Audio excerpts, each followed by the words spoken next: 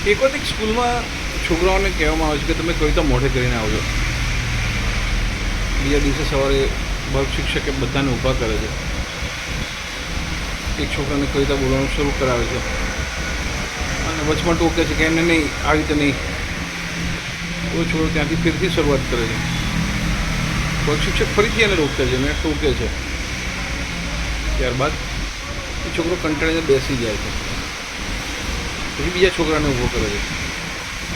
એ છોકરો કડકડાટ કવિતા બોલવાનું શરૂ જ કરી દે છે. વર્ગ શિક્ષક વચમાં બોલે છે કે આમ નહીં તેમ નહીં, તો પણ એ છોકરો છેક સુધી કવિતા એની પૂરી જ કરે છે. કવિતા પૂરી કર્યા બાદ શિક્ષક કહે છે કે શાબાશ દીકરા, તે બહુ સરસ કવિતા પૂરી કરી.